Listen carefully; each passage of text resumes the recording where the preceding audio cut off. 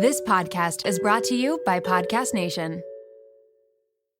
You are listening to As a Woman, episode 81, Male Infertility with Dr. Tolu Bakare. Listen as we discuss being a female in a male's profession, and we go into her thoughts on treatments for male infertility and what she wants all of you to know. Welcome to As a Woman, the podcast hosted by fertility physician Dr. Natalie Crawford to educate and empower women. Each week, learn about your health, your fertility, and how they relate to your true self. Become a part of the community fostering collaboration over competition while learning how to authentically find your voice and amplify others as a woman. Hey friends, welcome back. I'm so excited to have Tolu Bakare on. She is an assistant professor in the Department of Urology at UT Southwestern Medical Center, where she specializes in male infertility, men's health, and microsurgery. She completed her medical degree at Penn State College of Medicine and a residency in urology at the University of Arkansas for Medical Sciences. She then received advanced training in male infertility, andrology, and men's health through a fellowship at the University of Illinois College of Medicine. She's been a member of the UT Southwestern faculty since 2017, and I am thrilled to have her on the podcast today. All right. Hi, friends. I am so excited because I'm sitting here with Tolu. Tolu, hi. Hi, Natalie. Thank you for having me. I am so excited to have you here for so many different reasons. But I just read your whole bio. But for everybody, you're a male fertility specialist, and I get asked about male fertility every single day, all through my DMs. And even though I deal with it, I usually deal with it on the spectrum of IVF, and that's where we're going. So Right. I am so excited to have you here. We're going to talk about your journey in medicine. We already said, before we started this, we were chatting, and I called her one of the creme de la creme because she's a Black woman, male fertility specialist. She's like gone through all this exceptional training. So you guys are going to love hearing your journey. So thank you so much for taking time out of your day to be here. I'm very excited to be here. Thank you for having me. I can't wait to hear your story and to share it with everybody. So I'm going to start at the very beginning. So one of the top questions I always ask every woman who comes on the show is, why medicine? How did you go into this journey about wanting to be a doctor?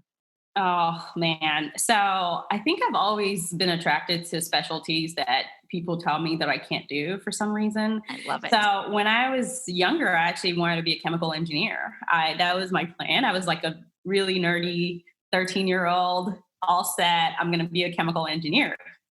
And unfortunately, when I was 13, my oldest brother passed away from a medical error.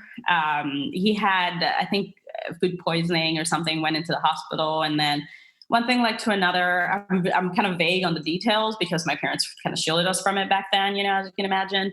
But something happened in the hospital, and we were told it was some kind of medical error that led to us passing at that time. Oh my God. And my 13-year-old self decided at that point that I was going to be a doctor.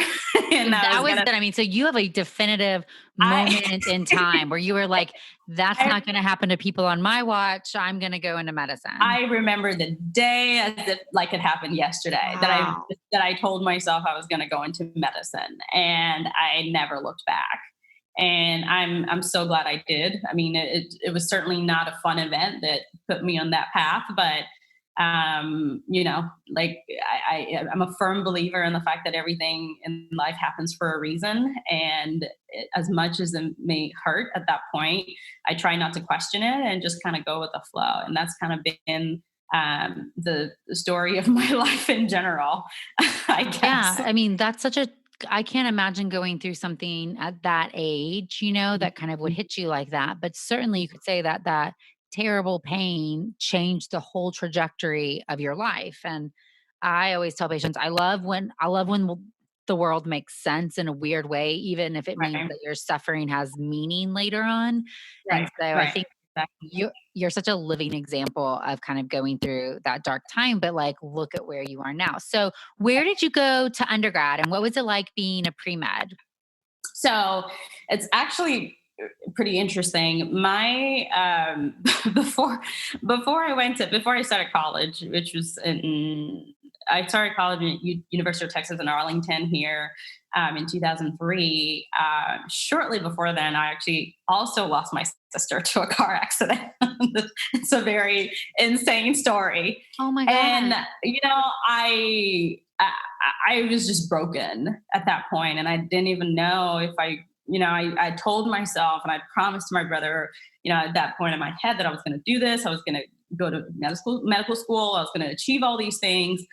And then that happened. And I was very, very thrown off. And I'm so grateful for my brother. I have an older brother that lives in New Jersey now. And he is probably one of the reasons that I'm here today, because he would say, and this speaks to the importance of having people that really do speak life into you, whether they're friends or family or whatever they may be. But my brother would literally send me random texts on days that I literally felt like I could not get out of bed or couldn't do anything. He didn't even know I was having a bad day. He would just feel it or something. He would literally just send me a text and be like, "Do you know how freaking amazing you are? You can do whatever you set your mind to." And I'm like, how did he know I needed this? And it was such a motivator for me. And so when I started college, I was able to pick up, myself through the motivation of my brother. Certainly my parents were supportive as well, but my brother was my backbone. And so I fortunately was able to get through at University of Texas in Arlington. And that's where I did undergrad before moving on to Penn State for medical school in Hershey, Pennsylvania. So I'm curious because, we went to undergrad at different parts of the country but it's similar times. I was in undergrad from 2000 to 2004. And I was told all the time that I should do something different by my pre-med advisor, by other people. And I think it's just being a young woman. I don't know if it was the South and, too, just oh, well, you're not going to be able to do these other things if you go be a doctor. And I was like, I'm going to be a doctor. I don't care the other thing. Right. But to me, I've always spoken how discouraging that is, the people who are supposed to advise you or trying to hold you back or put you into the box that they thought you would fit into better. And I don't know, up in Arlington, was your experience similar at all? Did you have doubts from people who were supposed to be mentoring or helping you? Oh God, yes. I mean, I was on the dean's list. I was on the honors list. I got this award called the highest honors award just for having a perfect 4.0 GPA. And my advisor said, "Are you sure you want to do that? It's really hard." And I was like, "What do you mean?" Bitch, I eat hard for breakfast. I'm like, I don't understand. I would think that you would be pushing me along to achieve success because, I've certainly tried to prove myself in undergrad, and I have no idea what you mean by am I sure I want to do that? But I've also been very fortunate that I have an internal motivator other than my brother. I'm very lucky in that regard that I don't really need people to motivate me for me to do what it is that I set my mind to, which is kind of bizarre. Like, for example, I don't need anyone to motivate me to work out. I get up at 5 a.m. every day to go to Orange Theory. Sometimes before the pandemic, I would get up at 4 a.m. to go to Orange Theory on my OR days for a 4:30 workout before I go to the OR. Commitment. And, there's just some people that don't for my, how people have love languages. My last one is words of affirmation. I do not. I don't need you. It reminds me of Tiffany Jones, who introduced us. We'll joke about things. It's like, you just pour some fuel in my little red Corvette and watch me drive off. Right. Some gas here by doubting me because I don't need your affirmation. And in fact, it's almost like it fuels you in the other way, right? Like you hear this advisor and you're like, what are you? You're crazy. You have underestimated me so much, right? You're like, watch me, right? Like watch me go to med school and watch me achieve all the other things I want to achieve. I mean, don't get me wrong. There are definitely days of self-doubt. There's a lot of imposter syndrome that comes in play, especially at this point in our careers. There's so much self-doubt that can creep in. But I think I was fortunate that in the process of, going to med school and through residency and things like that I just had that, I don't know, call it my brother or the experiences that I've had as a kid, that it takes a lot to actually break you down when you've been through so much trauma, and so it's a lot easier for me to be like, what's the worst that can happen? Like, I've literally had 2 siblings die. Do your worst, it's Yeah, I and then think that, I mean, you're like, right. Like if I fail at this, I'll do something different. What's the worst thing that's going to happen? right, right. So smarty pants, I'm so proud of you. Went to Penn State because that's like so easy to get into. Um, and tell me about, your experience in med school. Were you one of the only minorities? Were there a lot of Black women in your class? Like, what was that like? My med school was interesting. I think there was maybe 10 of us minorities, maybe 10 or 12, amongst like a class of probably 150 or so. I think majority of us were women, actually, which is actually pretty cool. I think there were maybe 2 or 3 guys that were Black in my class, in the class above me, which we all kind of, became friends over time, spending 4 years together.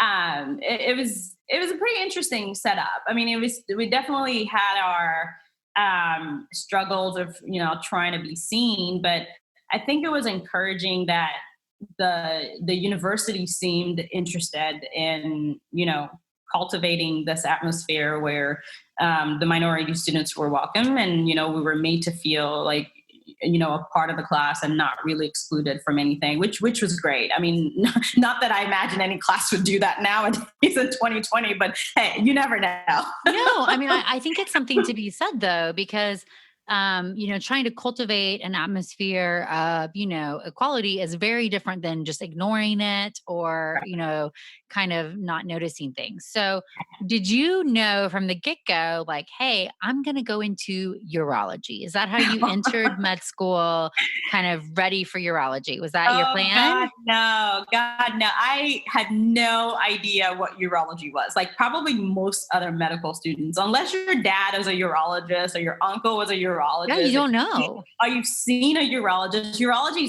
is just not a specialty that people talk about. It's not a very well-known specialty. So like many other med students, I had no idea what urology was. My thought was maybe OBGYN, maybe emergency medicine, those were the things that I was more familiar with.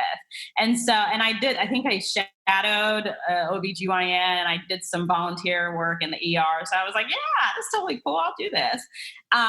But I knew I wasn't going to be a surgeon. That is the one thing I told myself. I said, I am not going to be a surgeon. I don't care. Surgeons are terrible people. They're so mean. I would never do a surgical specialty. And then in my second year of med school, I shadowed this wonderful physician that I'm actually blanking. I think his name was Dr. Mahon. He was older. He was no longer operating. So he was mostly doing clinic stuff. And I was assigned to him to learn how to do prostate exams, because that was one of the things you kind of have to check off in second year of med school. And in his clinic, he was a phenomenal teacher. I was like, wait, you were a surgeon and you're not a terrible person? This is interesting. And his clinic had so much variety. Like you saw men, and of course, you think about urologists, you think only prostate exams and erectile dysfunction. But he saw men, he saw women, he saw kidney stones, he saw urethral injuries, and I was like, what is this wonderful specialty with such variety and surgery and medicine combined? And so I decided, unfortunately, I already set my schedule where I was going to do surgery as my first rotation and get it out of the way, because I was like, surgeons are terrible. Like, get that out of the way. I was like, I don't want to do it, right? And then I was interested in urology. I was like, well, this is fascinating. So I got to do a 3-week elective on urology, and I fell hard. I fell in love with it. And I spent the rest of third year trying to find something that I liked as much as urology so that I could do the other thing, so I don't have to be a surgeon. But no, nothing even came close. This is something that's so interesting to me about medical training in general, is so many people happen into their field based on a random encounter or a happenstance, because medical training, for people who aren't in medicine who are listening, your third year medical school. So if you go to a traditional program, first 2 years are all book learning, second 2 years are clinical, but really that's all a hoax as far as choosing your field because you get 1/3 year of all your core rotations and then you have to apply. And so then you're like going through this application. Right, exactly. Fourth year full of electives, you've already had to make a decision. Right. So it's crazy because urology is not one of the core. So the core things are surgery, as you got out of the way, OBGYN, pediatrics, internal medicine, psychiatry, family medicine. And family medicine. Yeah. I think, I don't know if ER is even part of the core anymore. Yeah. So it's like, it's an elective. You may not, if you hadn't randomly gotten assigned to this surgeon's clinic, you wouldn't even have thought. I would never be here. Never be here. It's so insane. Really funny is that I went to UTMB for medical school and they were trying to get over this concept of you don't see any clinical stuff until your third year. So they pair you into clinical experiences as like first and second years. And I got paired in the urology clinic. I'm like, why the hell am I here? It took me like one day to be like, this is not my future. Oh, that's hilarious. I was like, oh my God, this place, kidney stones everywhere. And everybody's like talking about their blood. I mean, it's funny because it just, you resonate with something. I mean, like my husband will make fun of me all the time. He's like, you talk about vaginas like all the time. Like most people don't want to go down that road, but it's these happenstance little interactions. So it's really interesting that you got this little taste of it. And luckily it set you off onto this whole path, but urology is like really hard. Urology is hard to get into. And it's early match. We match in January. That'd be tough. Medical school. So you really have to like figure things out quickly for urology because you have to know what you're going to do by. I mean, pretty much because you have to do research. You have to have something on, so that you can be ready to apply by. September or whenever the application is. And it's hard. So you had to do research to get into residency, right? Because it's so competitive. You have to have research. You have to have, some programs are less heavy on research than others, but honestly, looking at the applications nowadays, because I'm part of the application review committee for our department, looking at the applications nowadays, man, students are getting competitive. They're not playing around. I'm talking like several publications. Yeah, I get asked all the time for OBGYN is like, do I have to have research to match? And I don't like research or whatever somebody will say. And I was like, look, sometimes you may find you like something that you didn't think you did. So give it a chance. But two, more than anything, it shows dedication to a field. You are willing to spend your free time doing something related to your field because you're committed. And understanding research and papers, I was like, I can't pound it into somebody's head is so important. And it takes years and years to be able to do it. So starting to do something, even if it's not like the world's biggest project, it's a case report, whatever, you did something, right? And so do you have to? Well, I don't know, but does it make you feel committed? Does it make you automatically, look, she's so interested in urology because she did this project. I think it never hurts you to do it. It can possibly hurt you not to do it. Right? Exactly. It never hurts. It never hurts to do it. It could, honestly, I tell some people sometimes, like, it doesn't even have to be in urology. Like if you're late, a late bloomer, so to speak, and you don't know that you want to do urology until halfway through your third year, which is technically too late at that point for, matching, quote unquote. As long as you have research, like you show that you're interested in research in any field at all, I think people are actually interested in that as well. It doesn't have to be just urology or OB or whatever else. So true, especially for a lot of, and we'll dive in, but when you do a fellowship, a lot of fellowship, you've got to prove research. And like my fellowship was 3 years long, half of it research, half of it, clinical. And so the point is like when you're going to narrow down into a niche, you got to be able to understand the evidence and what applies. And so just to prove that you're a student of medicine, like you said, even if it's not in your field, it's in something, I'm giving up my time to try to be better and learn more and be evidence-based. That's always going to look good. Yeah.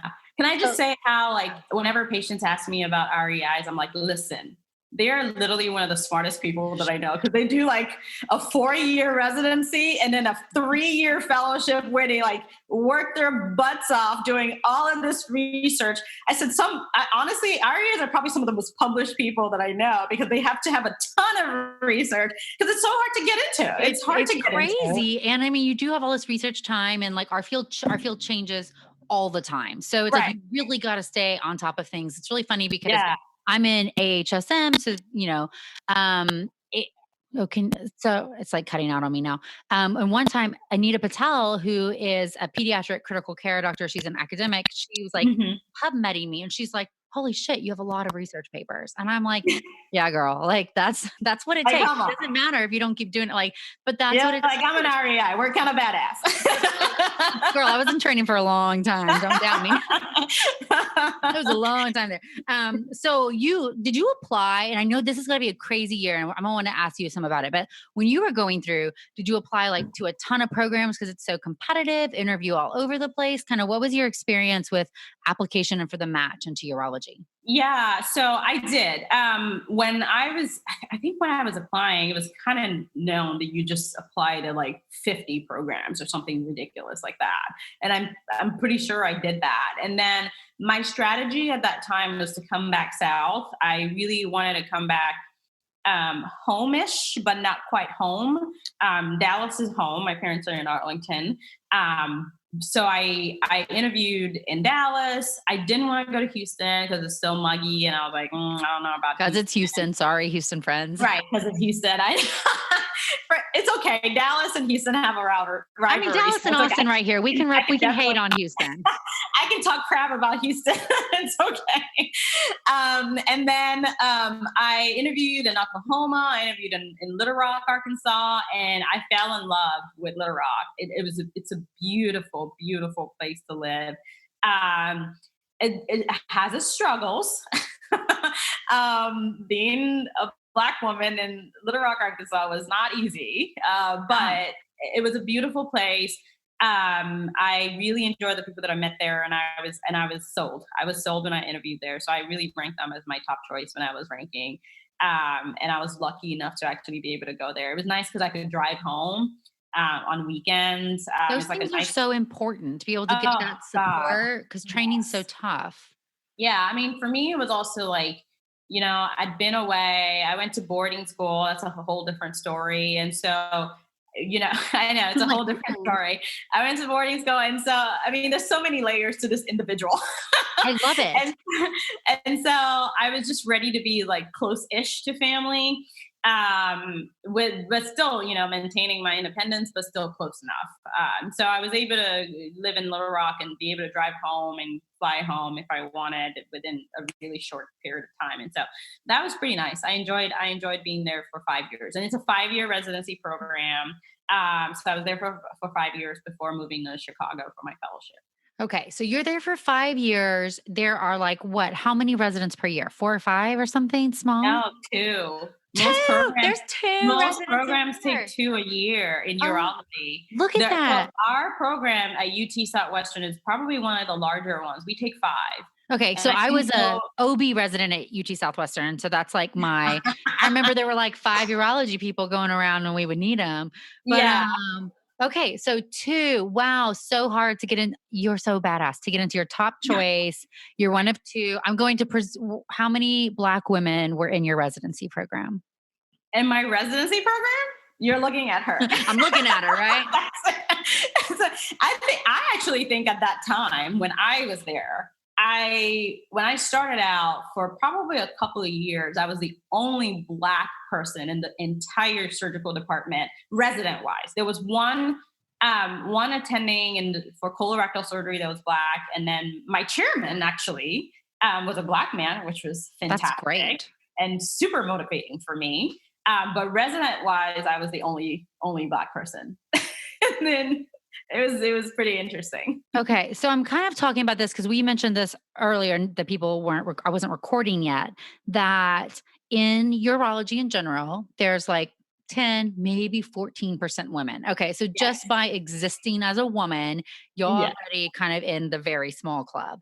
Yes. Then you talked about Black people in urology, and it's like 2%. 2%, Okay. yes. So you're like the 10% of the 2%. Right. And even less, and that's urology in general. And you're a specialist because you specialize in male fertility. Yeah, So male infertility. your experience has got to be so unique. And I think one thing that I've heard and I've said, and I'm sure you feel similarly, is like they can't be you if they can't see you. You know, little girls, when they think about what all things could exist for them, if they don't see themselves represented in that line of work doing that thing, Right. sometimes you don't think that it's possible, like, or Right. somebody would have done it. Like, Right. how did you kind of decide to go on to fellowship? Because did you have mentors who were pushing you in that way? Did you just like that aspect? Tell me about how that happened. I've always thought that I wanted to do a fellowship. I didn't know what. I knew I wanted to proceed in academic medicine Mhm. in one way or the other. I just didn't Okay, know. what fellowships exist in urology? I don't even know. Oh, So yes. So we have several. We have urology oncology, we have endourology, which is basically like stones and things like that. We have minimally invasive, we have pediatrics, female urology, so the female pelvic reconstruction urologist. We have infertility, and I feel like I'm recon. so lots Um, of cool options. Oh yeah, super cool. I mean, there's so many different. Of course, infertility is the coolest of all, Yeah. but there's so many different ways you could take this. The urology oncologists are, well versed in treating kidney cancer, bladder cancer. We do really cool surgeries where we actually reconstruct a bladder from, intestines for people that have bladder That's insane. cancer. I mean, it's a pretty incredible field. I mean, it's the most hidden gem in my Yeah. opinion. I think, and I tell young medical students this because nobody ever said this to me when I was going through. They were talking about a lot about, do you want to do procedures or not do procedures? That was always like the big distinction. And people kind of made continuity of care seem like this bad thing. Like, do you want to do continuity of care or not? Where, Right. continuity of care can just be for one problem or to see through it. Right. But I think the biggest thing you have to decide is, do you want to know a little about a lot of things, or do you want to know a lot about a little Right. narrow topic? Right. Because if you want to do like a fellowship, you want to make sure, if you like to know, like me, I know this about me now. I didn't know this at that time. I Right. want to be the expert on something. Right. I don't want to argue Right. with you. I'm just going to say, boom, look, I'm the expert. Like, that fits me very well. But Yes. I had really terrible mentorship. And you may not know, I matched into emergency medicine because I got advice about, like, it's more lifestyle friendly and blah, blah, blah. And Oh you like man. procedures. And so I did an ER intern year before switching to OBGYN because one thing I really realized fast is that it was not satisfying to me to, one, not have follow through with patients, but two, not always have to ask the experts. But that's the role of an ER doctor, and you got to be really good at Yeah, that. The same thing that's with true. That's so primary true. care. Somebody has a problem that's a little here, you send them off. And that's kind of Right. what the certain fields do. And so I knew leaving ER when I went into OB, I was like, I'm going to do a fellowship because I want to have this very Right. narrow thing that Right. I am the person who knows it all. Yeah, And so exactly. I'm resonating with what you're saying because you're probably the same way. You're like, I knew I was going to do a Yes. fellowship. Like, I wanted to have my thing. I want to own my niche. Yeah, 100%. And so when I was actually in my third year-ish, I had a patient that was misdiagnosed. I think their daughter was misdiagnosed as having a congenital genetic disease or something. Found out later that it was some kind of lung mass or something, which was kind of bizarre. But he had a vasectomy because they were so scared to have another child.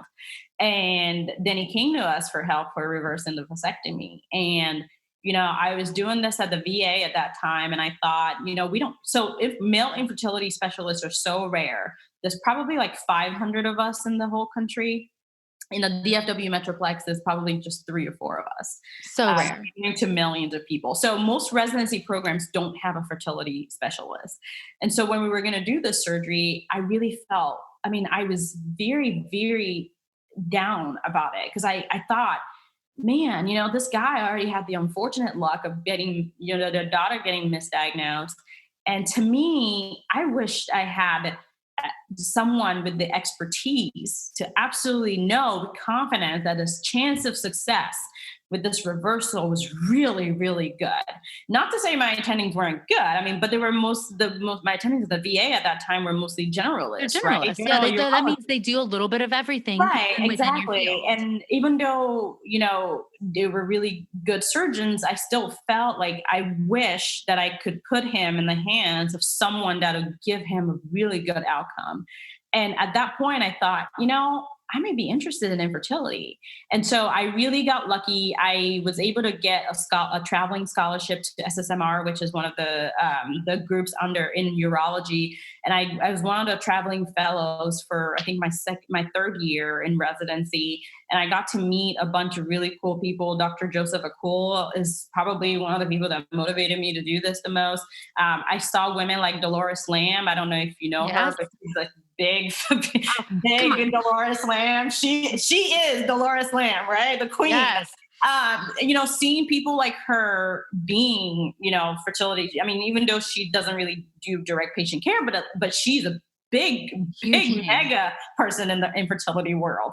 And so seeing people like that, meeting Dr. Akul and some other people along the way that, really helped, cement the deal for me that infertility was it. And, I interviewed with Dr. Niederberger and I just fell in love with him. I was like, you're a great mentor. I want to train with you. And he was like, come on over. And I matched and we went through another match process. I was like, did you match? So we matched for fellowship too. And it's like each place takes one person. It's really like beyond stressful because you're one spot. And it's like weird. Because you're interviewing with your peers, which is great. You would like see the same people at interviews, right. Which is awesome now because they're really close friends. But it was like, wow, I'm competing against people who are freaking amazing. Fantastic. Phenomenal. And that's how I felt like when I kind of went through it, I realized like, holy cow, like how is, a little bit of the imposter syndrome game. Like, how am I sitting in the room with you guys? Like, you know what I mean? Like you always think you're going to be the cool one, and then you get there and everybody's cool, and you're like, everybody's cool. I'm not unique. Like they're all cool. And oh my God, I remember when I was going to get the match results, I couldn't sleep. Because I ranked Dr. Niederberger's program #1, and that's really where I wanted to go. And I was like, oh man, I really hope I get it. And so when I opened the email and I saw it, I was like, oh my goodness, this is the best thing ever. I know. So oh my God, it takes me back. I remember like I was on nights. And so I was like at home and I like set an alarm to get in front of the computer and like open the email like at 12:01 or whenever it came through because I was one of the few applicants from Texas. Almost everybody was from like the Northeast or California. Oh, wow. I felt like they'd been in all these researchy hubs and I had done a bunch of research too, because you got to by this time, but it was just like such a crazy thing to like find that thing that really you want to do so bad, but feel like it's a little bit out of your control if it happens. Like you're trying your hardest to like line everything up. Right. Feeling of getting into it. I remember being like, oh, my whole life is different now. Like, you know what I mean? Like exactly. And I think we only have like, I don't know, maybe 10 programs in the entire country or 13 that are in the match. There's some that are not in the match. I think Larry Lipschultz's big program in Baylor is not in the match. There's another 1 or 2 that are not in the match, but for the most part, I think there's maybe like 10 or 13 programs in the match. So it really, and most of them take one person. So it's like. So most people who are listening probably don't realize this about urologists. Okay. So you've got a sperm problem and you're getting referred to urology that like 99% of the time you don't have a, reproductive urologist or a male fertility specialist in your town. And you're just seeing a general urologist. Not like that's a bad thing, but somebody with your level of expertise and training, that's a different fellowship. And so how can a layperson, know who they're seeing? Like what's the best thing to say? Oh, I need to see a urologist and I'm in the DFW area. Who can I figure out who did a fellowship? I would say probably the best way to look at it is to look at the doctor's bio and see if they're fellowship trained in male infertility, or andrology is another way that it's described, or they're called male reproductive specialists. That would probably be the best way to do it. And you're right. I mean, urologists are good, However, I think it's certainly important that if you are seeking male infertility expertise, that you should find a fertility trained specialist. And here's why. There's a recent survey that was done that actually showed that 25% of general urologists still prescribe testosterone for fertility. No. Urologists. Oh, and there's a lot of family medicine people that do it. I can forgive family medicine physicians that prescribe testosterone for boosting fertility. Yeah, because you're learning 5,000 things in 3 years. To me, as a family practice person doing it, I just need to figure out a way to outreach more to make sure people are aware of it. But you've 25% of urologists still 25. That's a quarter. That's huge. Okay, so let's make the number one. Well, the number one takeaway from this podcast is you're phenomenal. The number two is that, and this is actually huge, and I talk about this all the time to people, testosterone does not help fertility. And in fact, it is the number one worst thing you can do if you want to get pregnant. And you can get, so apparently from 25% of urologists, you may get the wrong advice. From general doctors, from men's health clinics, we see it all the time. Oh, I had low libido, so I've been on T for 2 years. And in my brain, I'm like, oh, you got no sperm right now. Right. It hurts. One of the first things that I try to do when I see those patients is because, for me, it's also about building trust. And I tell my patients all the time, look, my goal is to get you a baby the most effective, cheapest, and quickest way we can do it. So we need to stop testosterone is number one. And there's some patients that are like, oh, often they don't want to come on something. Can I add HCG or add something? And I'm like, no, this is literally like you pushing and pulling at the same time. We need to stop one so that we can move forward. And I think it's a matter of helping people really understand the pathology and the process of how this works. And I try to break it down in terms of, describing the hormones and the anatomy. Do it here real quick. Give us your little spiel, because we break down hormones all the time. So if you're trying to figure out why T is bad, here is the little spiel about what testosterone, where it comes from in the hormone kind of chain. So here's what typically happens in your body when you inject testosterone. There's a gland in your brain called the pituitary gland. And that gland releases two key hormones called LH and FSH, okay? LH goes to the testicle to stimulate the cells. And I'm not going to go into the name of the cells because I don't want to confuse people. They're called the Leydig cells if you're interested. Girl, we go into menstrual cycle in detail. You tell them. Oh, great. To stimulate the production of testosterone. FSH, which is a follicle stimulating hormone, stimulates the production of sperm in the testicle as well. When your body detects a large amount of testosterone in the bloodstream, it thinks that the brain assumes that there's a lot of testosterone that's given a negative feedback to the brain. So it shuts down the production of those two key hormones, LH and FSH. Those hormones in people that are on testosterone are usually suppressed to basically undetectable levels in those people. So when you suppress LH and FSH, what happens then is that your testicle doesn't get the stimulation of LH to make intratesticular testosterone, so testosterone from inside the testicle. And then it also FSH is also suppressed, so it's also not getting the stimulation to make sperm. And you need testosterone to make sperm because testosterone is a gas for making sperm. But you also don't have FSH, which is the motivating factor, the thing that stimulates Sertoli cells to, turn into sperm. So so that is basically how it works. So when you get testosterone in your body, your brain's like, too much testosterone. We're doing good as far as testosterone is concerned. Shut down LH and FSH. No more sperm, no more intratesticular testosterone, which is also why the testicle atrophies, which means it gets smaller. And it gets smaller because there's no stimulation for the cells. It's not doing anything. To produce hormones, testosterone, and sperm as well. So if you try to add something else, so let's say someone says, okay, let's add HCG to the regimen. Sure, it may help boost the production of testosterone in your testicle a little bit and maybe maintain some of your testicular size. But you cannot 100% depend on that, because if your FSH levels are still suppressed, then you still will not stimulate the production of sperm. Okay, I love all this so much. So hold on. everybody listen to this, because the human body is so fascinating. So just like FSH and LH are released in women and they go and they stimulate Mhm. granulosa cells and thecal cells, they are stimulating cells in men that are just called different things that do different jobs. Yeah. And just like if you're a woman taking birth control pills, which is exogenous estrogen, it is telling your brain, hey, maybe there's an egg making estrogen. We got enough. We're going to stop sending out FSH and LH. Therefore, the ovaries do not grow an egg and do not make their own estrogen. It is exactly the same as when men take testosterone. And the bigger issue here that people don't really think about is that in women, you have this supply of eggs that you're born with that we run out of, that we get really annoyed by most of the time.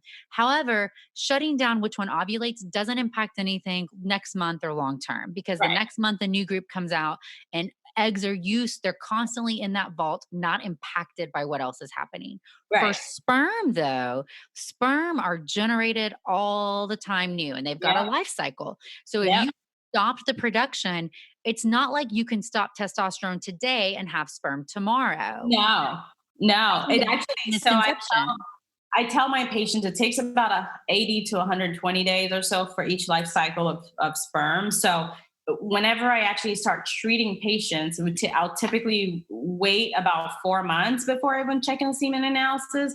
Certainly in some people, it can recover within the first 2 to 3 months or so, but it certainly does not happen by the next day. Yeah, And and it can be a even if we're problem. doing like IVF and we need teeny amounts of sperm, Right. it's gonna take some time to get the production Oh, back yeah. up. So if you wanted to be pregnant last year and your guy's been taking tea and Yeah. now you're here and we're gonna try to reverse the process, one, we don't know what the baseline is very often, right? Yeah. Because maybe there were naturally low sperm counts or low testosterone levels or something Right. happening to get you on this process to begin with. So you Exactly. and this is one thing I tell patients all the time, like a young couple who's got lots of ovarian reserve and has time, this is a great experiment, right? Like, hey, Right. let's stop the tea, let's give it 6 months, and see where we are, because we Mhm. just need to see what our new baseline is. But if you're 39 and running out of eggs, Yes. right? Like you may That's where yeah.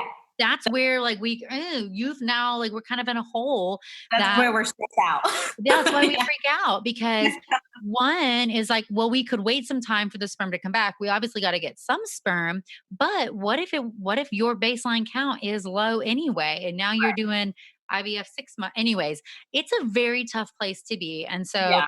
Or, number or there are other situations like I've had patients where their spouse gets diagnosed with some form of cancer and they want to and they don't have kids yet and they're like, oh crap, we need to try to like retrieve eggs from the woman before she starts chemo, and they were like, well, how about we just do an embryo and we can freeze the embryo, and we try to test him, but he was aspermic because it was on testosterone. And then we had to start rushing because she needs to start chemo. And I'm like, literally, there's nothing you can do to rush this process.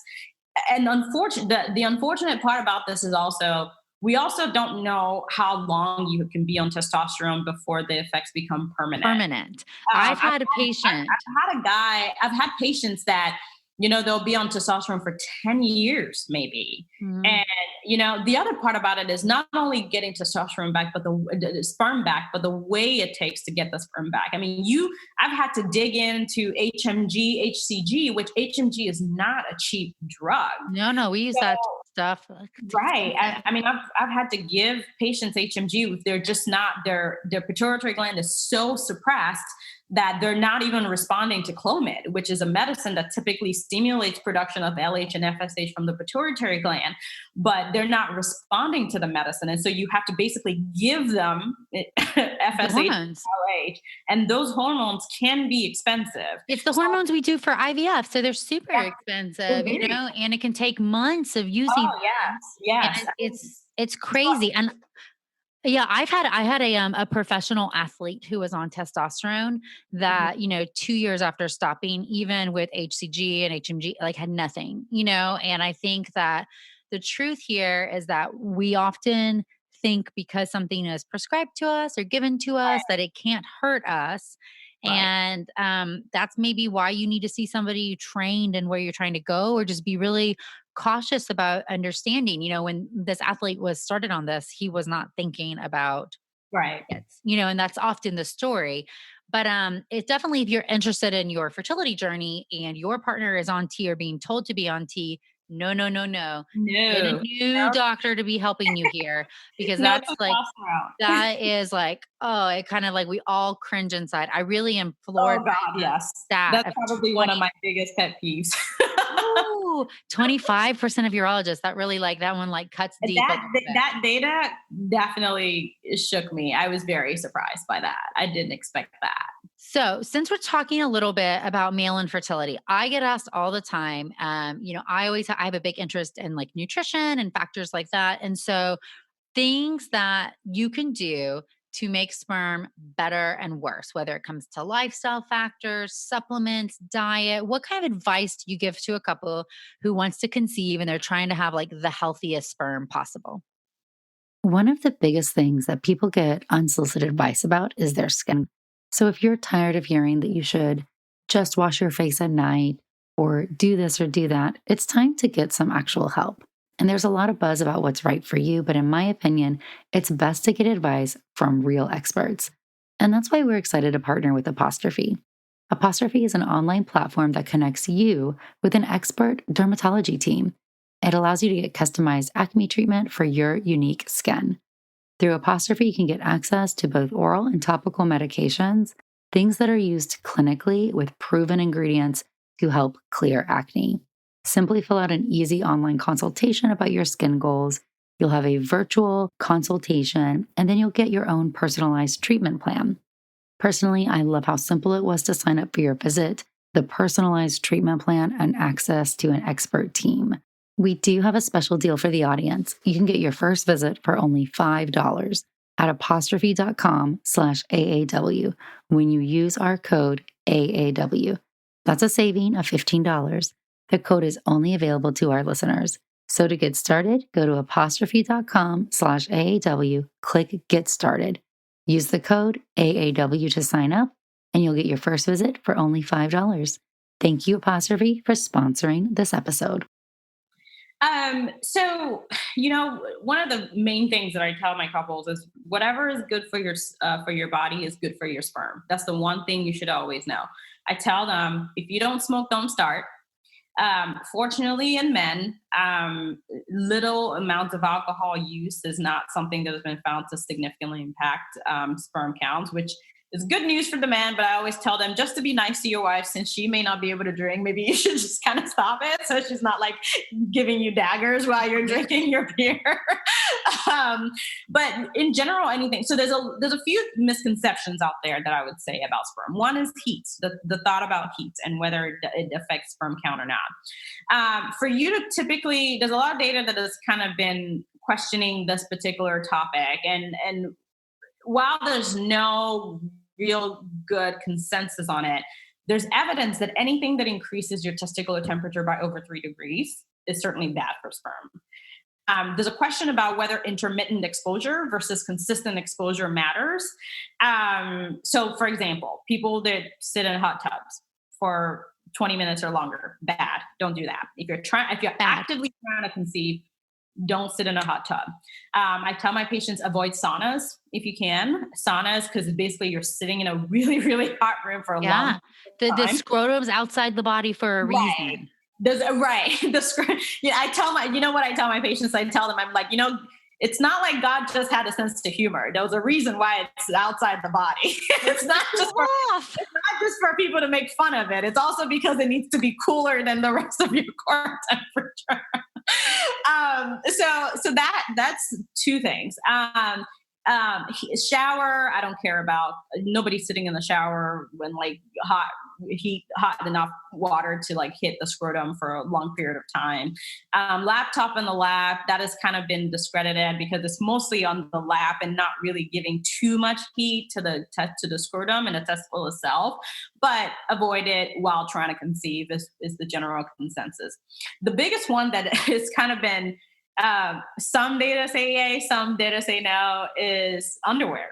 and whether boxers or briefs. And I get asked this every day in DMs. Go. honestly, the answer is whatever makes you comfortable. It does not matter. If boxers or briefs were a thing, we would be almost extinct now, because there's a lot of men out there wearing boxer briefs and they're perfectly fine. It is going to be hard for a brief to increase your testicular temperature by over 3 degrees. So you're fine either way. If you feel like wearing loose underwear, wear it. If you feel like wearing tight, snug underwear, wear it. It doesn't really matter is the answer. I get questions about bicycle. Cycling, yeah, I was about to ask. Biking, not so much.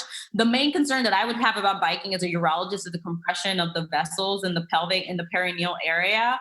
And so that can maybe cause future erectile dysfunction is the thought about that, but not necessarily as far as the testicles are concerned. Just minimize trauma to it as much as you can. If you're going to bike, maybe you make sure you wear something fitted so your testicles aren't kind of bouncing around and getting traumatized.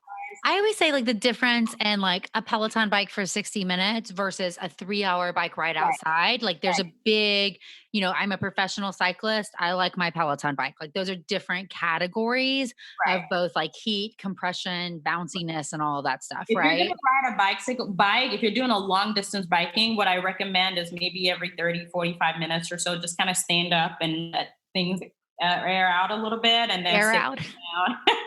Let the testes breathe. Let them breathe. Let them breathe a little bit, and then you can sit back down and continue. But just setting a reminder for yourself to kind of just get up and let things cool down, and then sit back and then continue your ride is what I typically will recommend. As far as foods are concerned, again, anything that's healthy for your body is healthy for your sperm. Yeah. What that is. Right? Like fruits, veggies, like people know what the good things are and what the bad things are. All the good stuff. Anything with antioxidants, obviously, is always good. I get questioned about caffeine. No, caffeine doesn't really do anything for sperm. By the time it gets to the sperm, it's already metabolized and broken down pretty well. So typically not much of an effect on your sperm. What about marijuana? Oh, that's a good one. So interestingly,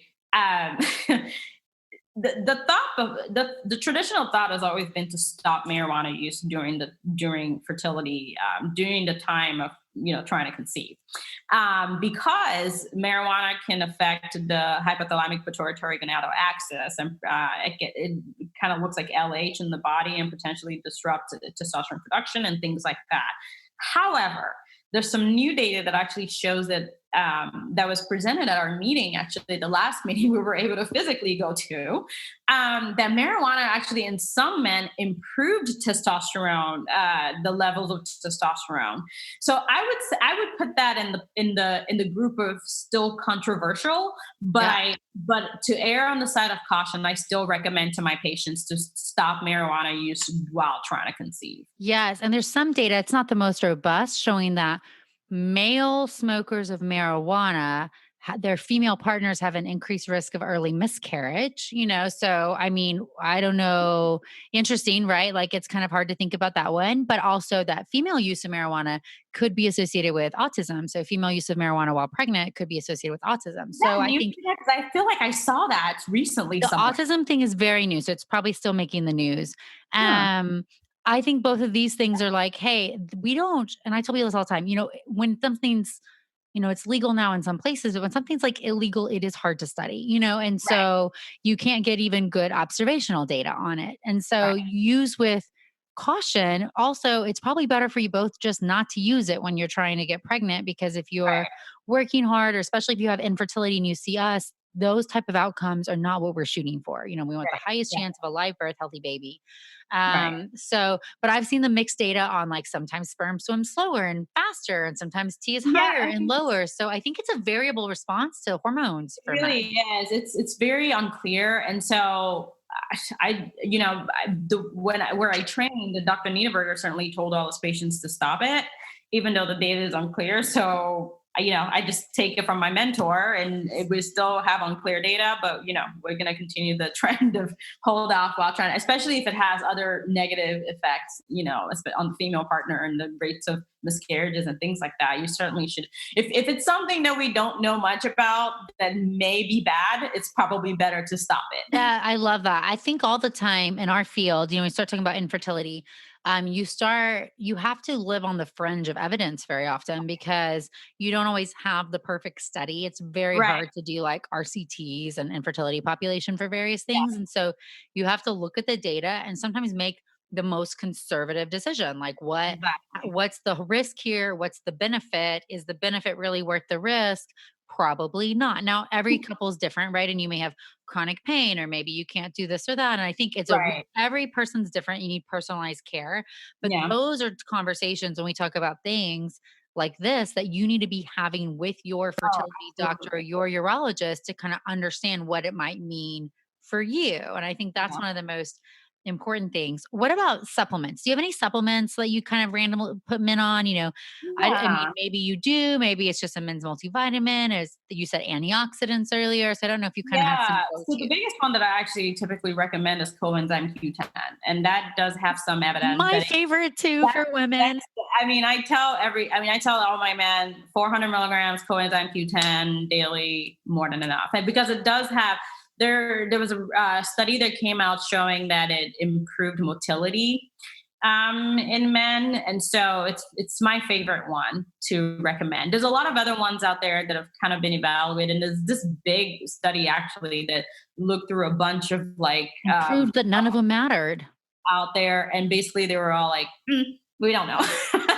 And so, I tell my patients I would go for the cheapest thing I can get, which is pure coenzyme Q10. It's usually no more than $10 over the counter.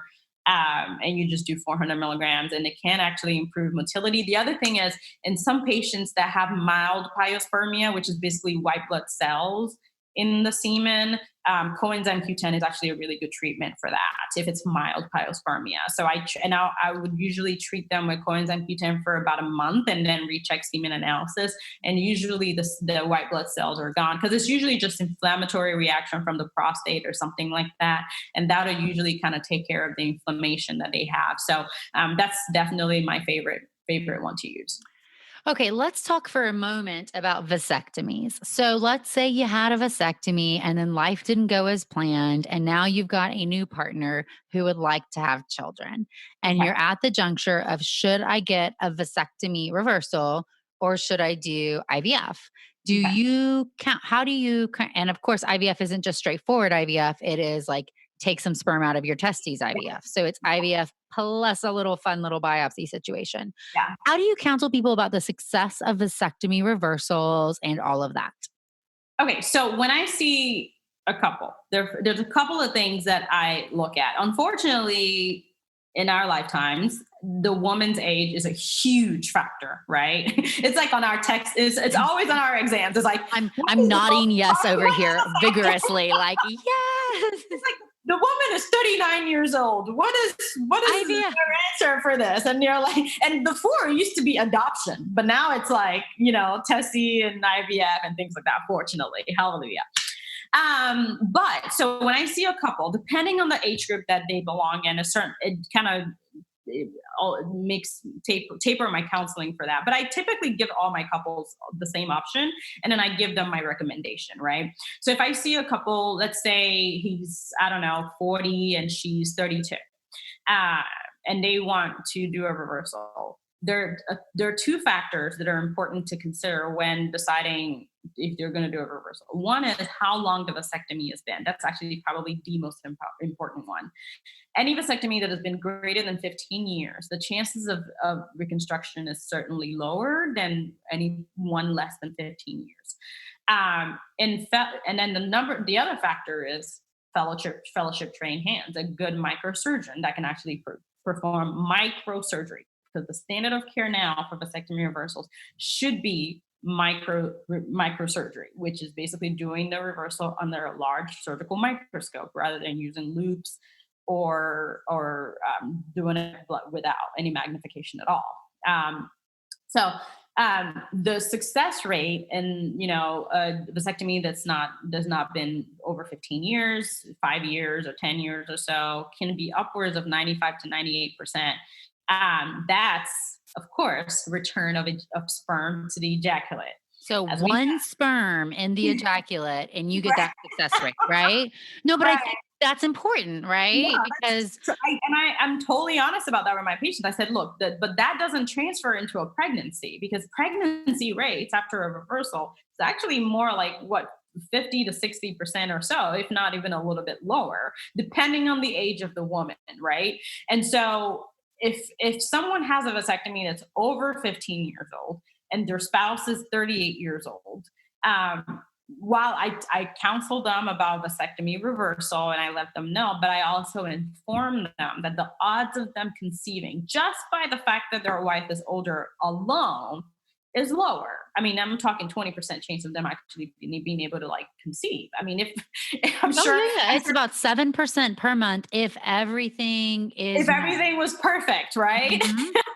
So I tell them that the recommendation if you're quote unquote more mature couple, is what I like to say, not older, is testing with IVF.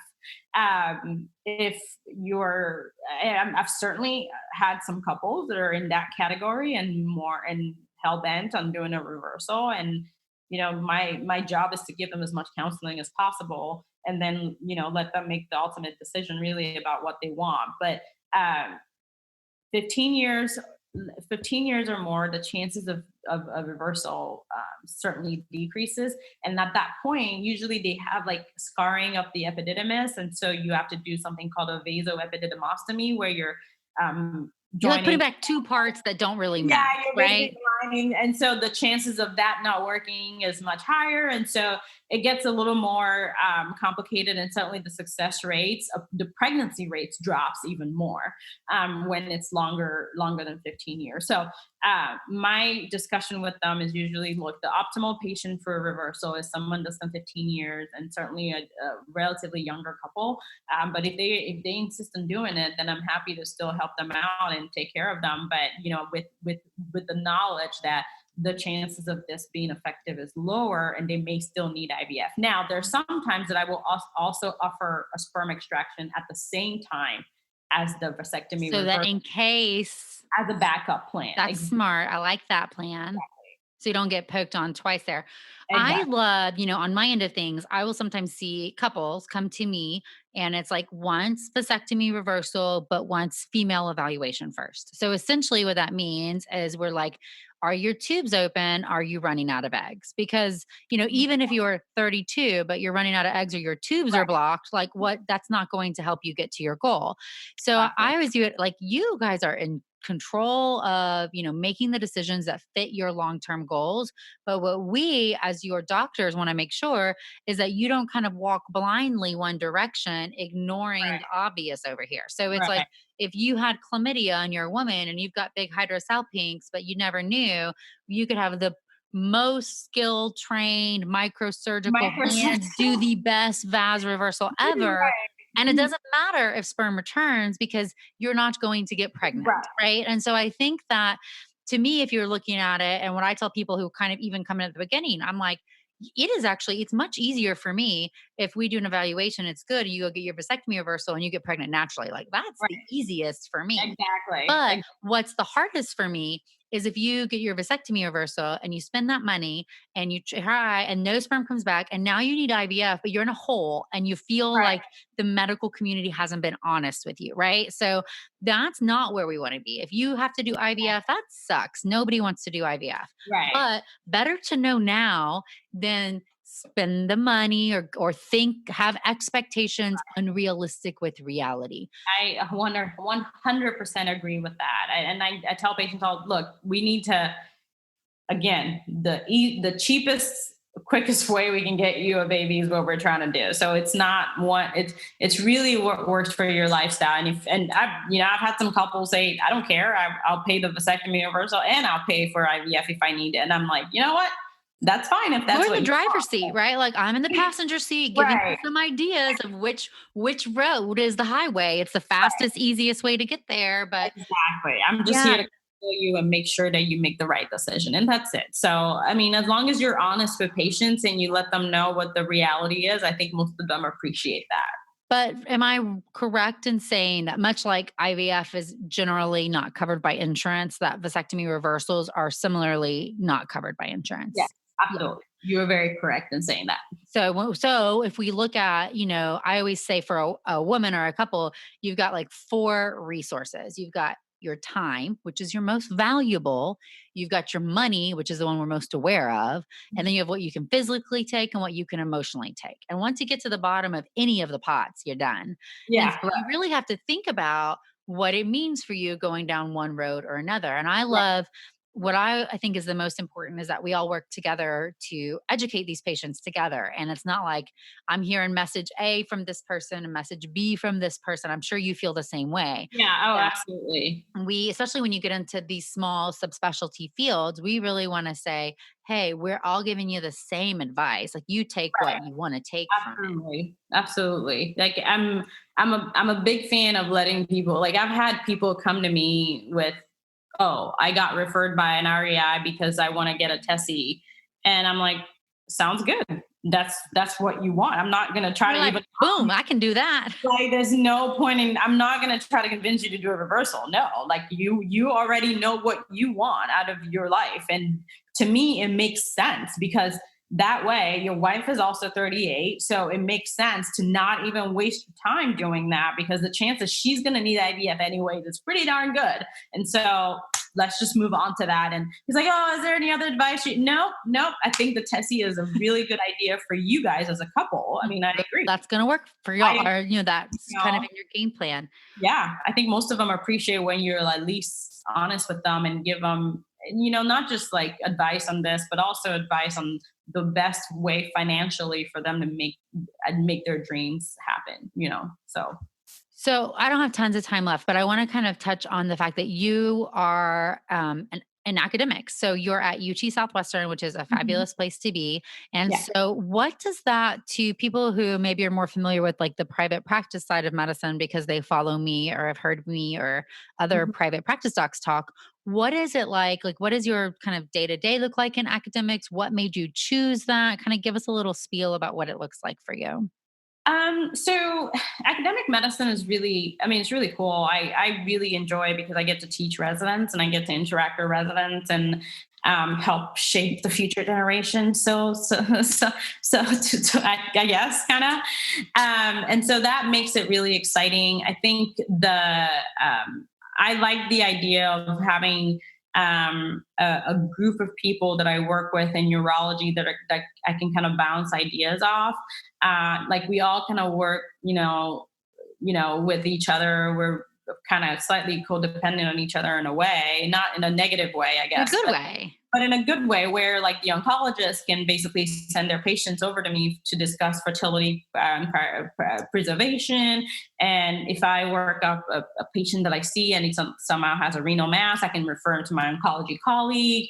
I can, make sure we have a network, and I really enjoy that. If I'm in the OR and I have maybe I'm doing a general urology case and I'm stuck or something, it's nice to be able to phone a friend and be like, hey, come into the OR and look at this.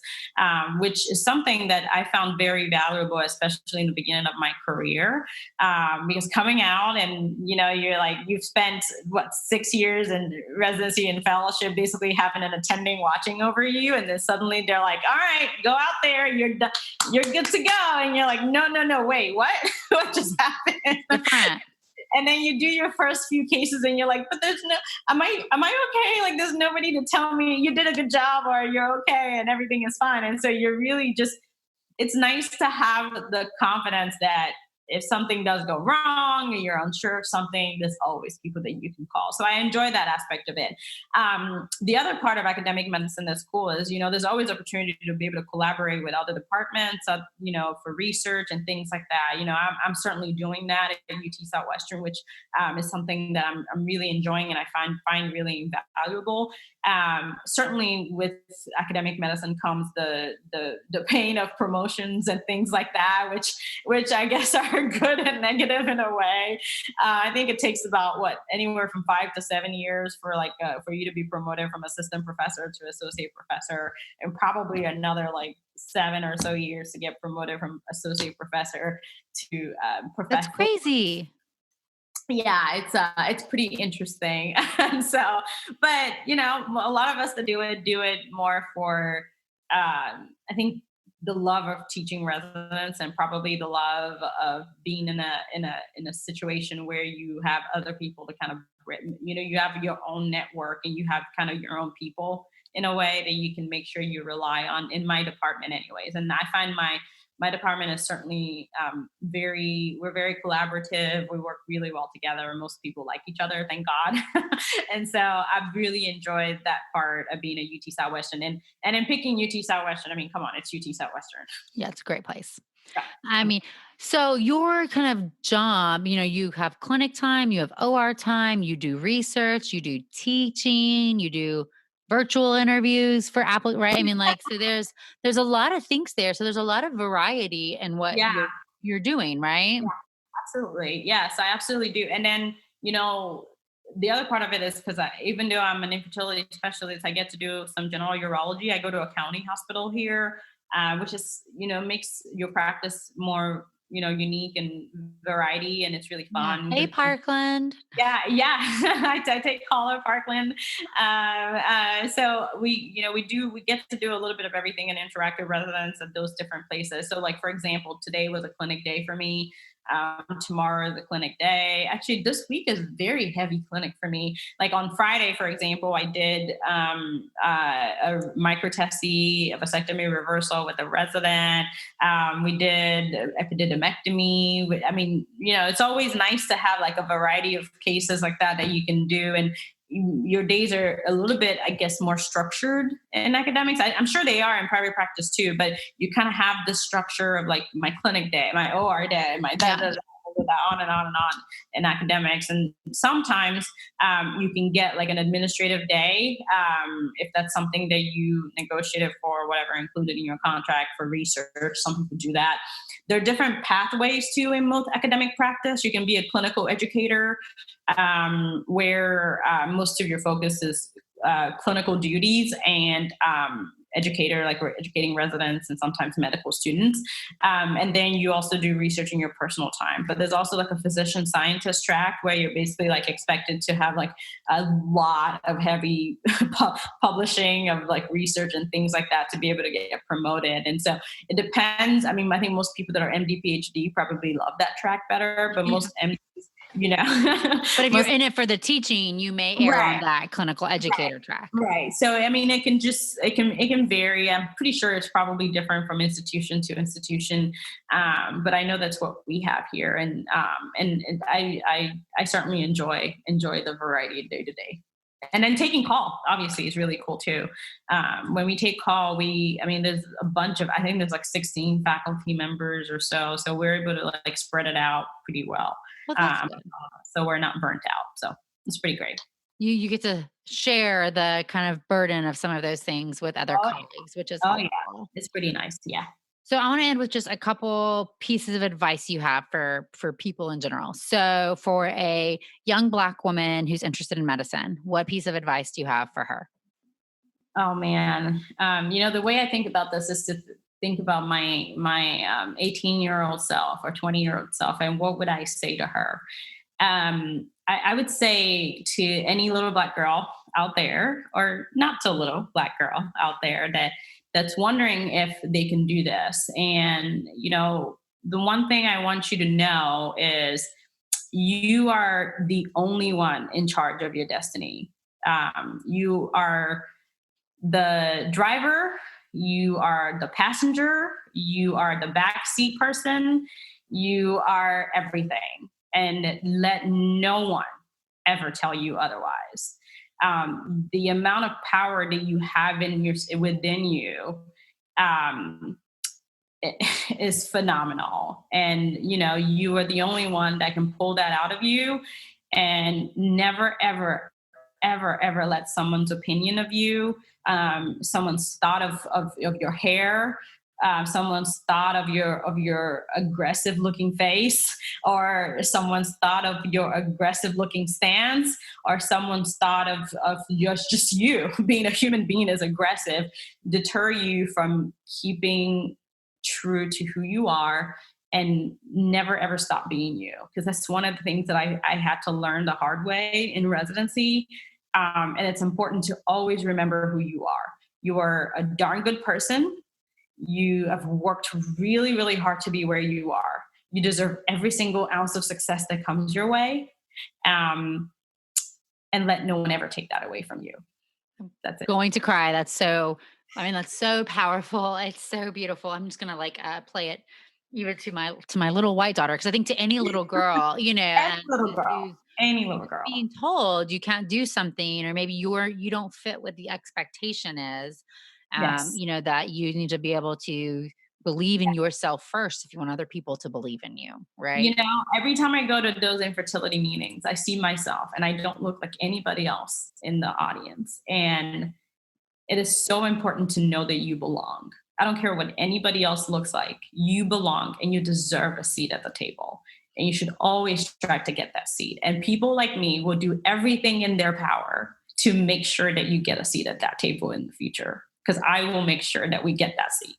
So that's it. I love you. Yeah, I mean, I always joke with Tiff. I'm like, this is our table. Come sit at it. We're making space for everybody. Like the whole mentality. I mean, I experienced some, I don't know if you did, even of, let's say, just being a woman in medicine, that the women, the generation above me sometimes were not as willing to help me get there as they should be. Not universally. I had a few great female mentors who helped pave the way. Isn't that interesting? I felt like there was some roadblock almost with the scarcity mentality. Like, I can't let you in because then my seat is kind of in jeopardy. Whereas that's the mentality I think is so wrong. I'm like, dude, come sit next to me, right? We need more of us here.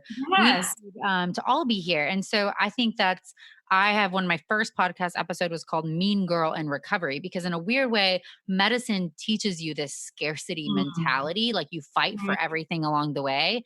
Yeah. And the truth is, because you're competing against these phenomenal people and you're competing against this, and there's only so many. But the truth is, when you're at the end of it, we can all amplify and support each other, and Absolutely. finding mentors who believe in you and can help you, that's so important. It's hard to do, but you've got to find people who can be on your team because you need that, right?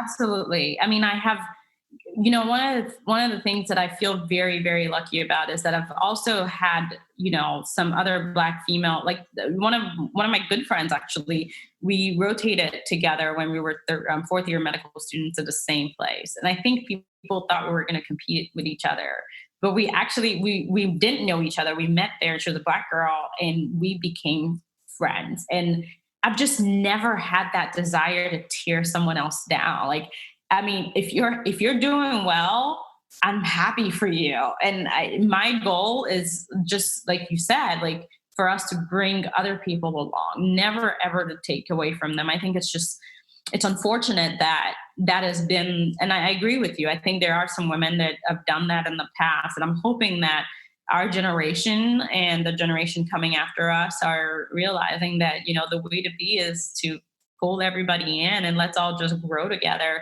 There's room for all of us. There really is. There's room for all of us, and there's no need at all to tear anybody down. Okay, Tolu, the next time we have an ASRM that actually meets in person, I can't wait to see you myself. We are going to have so much fun. You were talking about conferences earlier, and like the first time I went to ASRM as a resident, I was like, oh my gosh, here are all these like nerdy people who also really like this stuff too. But like the imposter syndrome and then not feeling like you fit in, it was like so on extreme and not at all to the level you've experienced, I'm sure. But I've been told certain things about not belonging, or, like you shouldn't be on social media and you shouldn't wear lipstick or heel. I mean, there's whatever. I'm like, my ability to wear high heels and fit into my field, they are like totally unrelated. Like I can do my job, and wear heels, right? So, but that's just old medicine. We're trying to kick that to the curb and get rid of it. Oh yes. Move it. But we'll show all them. Watch me pour gas on the That's right. Watch us. watch us.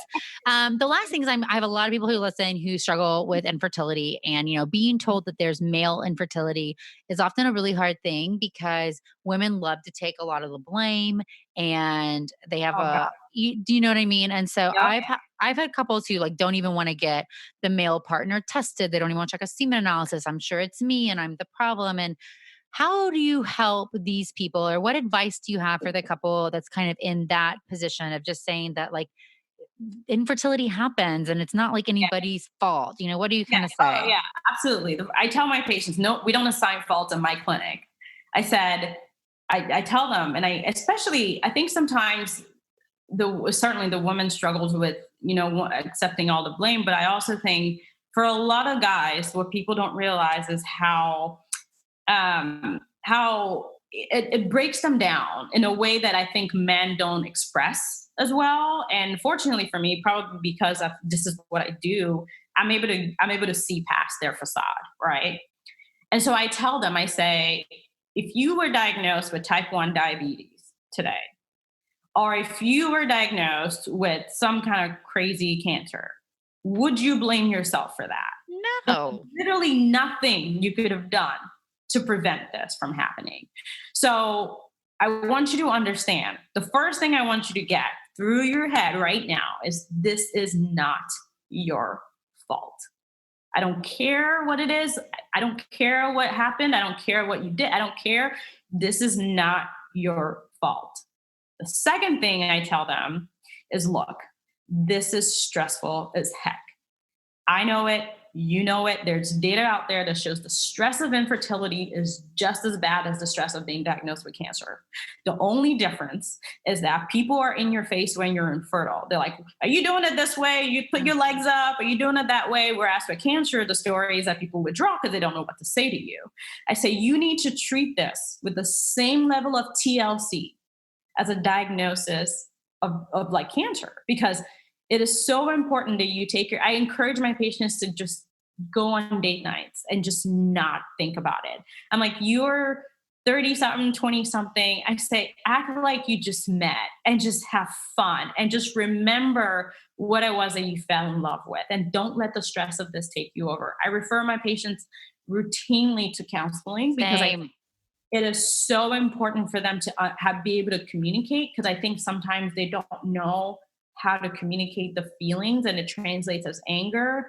Especially men, they're really, especially if they feel like something is their fault, they'll stifle it down and they just will, either disconnect or whatever. It's funny that I know this about my patients, but clearly it doesn't apply in my personal life. I have no knowledge about men in real life. But you got these infertile men down right now. But give me a patient and I'm a therapist totally, but in personal life, none of this applies, right? But no, I tell them, I said, look, this is not your fault. There's nothing you could have done to prevent this. And you just need to take care of yourself. And I'm like, go home, pull out a glass of wine, sit over a nice table, make some steak, and just talk.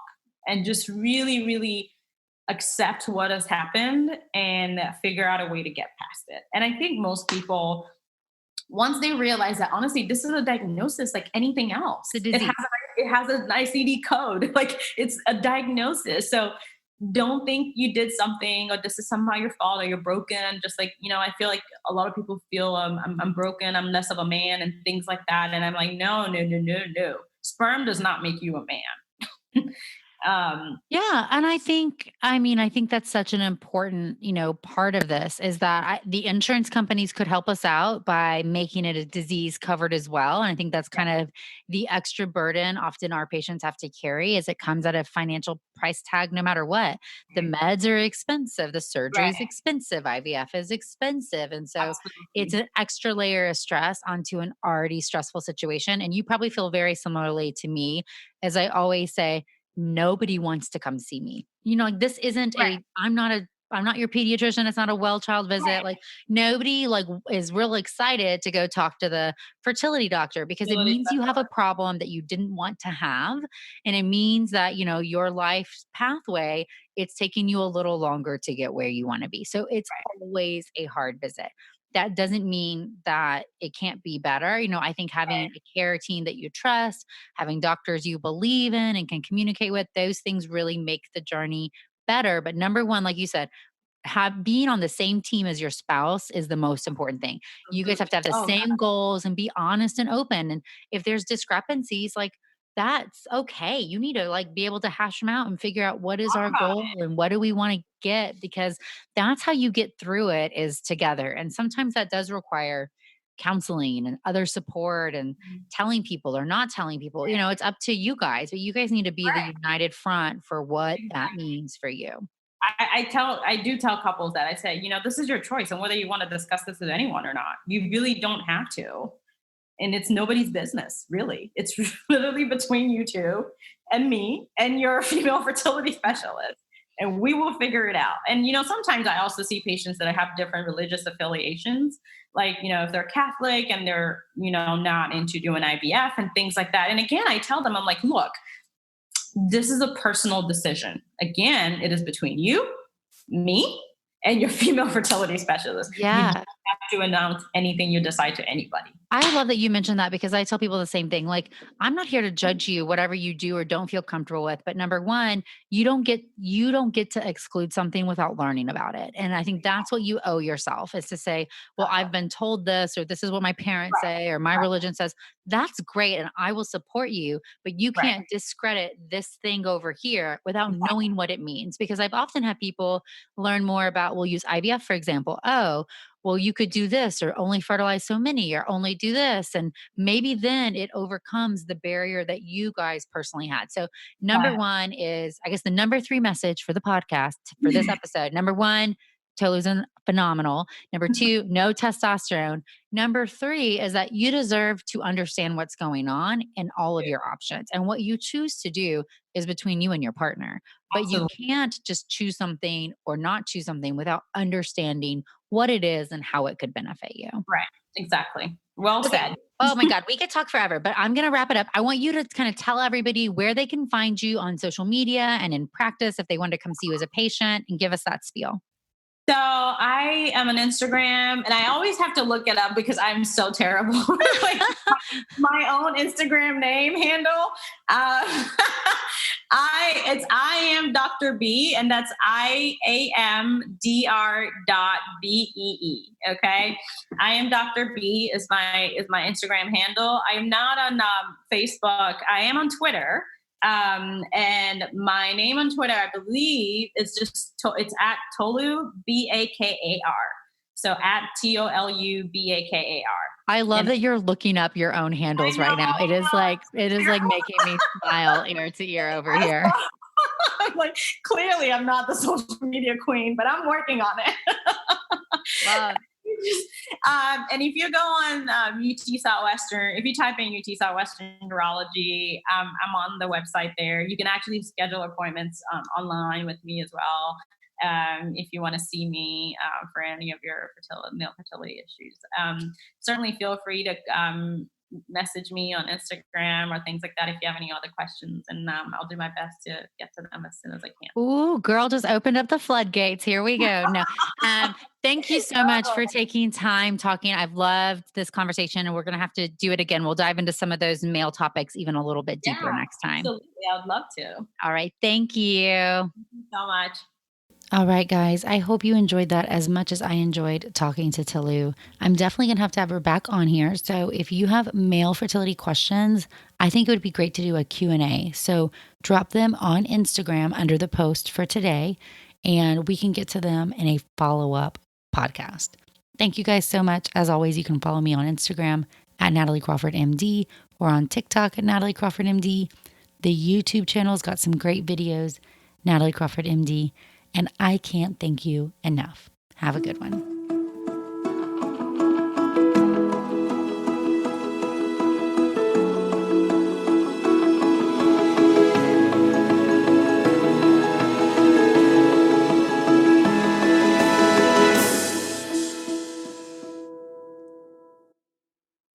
My name is Len Webb. And I'm Vincent Williams. We'd like to welcome you to our documentary podcast, The Class of 1989. Over the course of 6 episodes, Vincent and I will examine the importance of 6 Black films that came out in '89 and how they shaped and influenced popular culture, filmmaking, and society in general. Come on, sucker. Let's get it on. New episodes will begin running weekly on March 6th.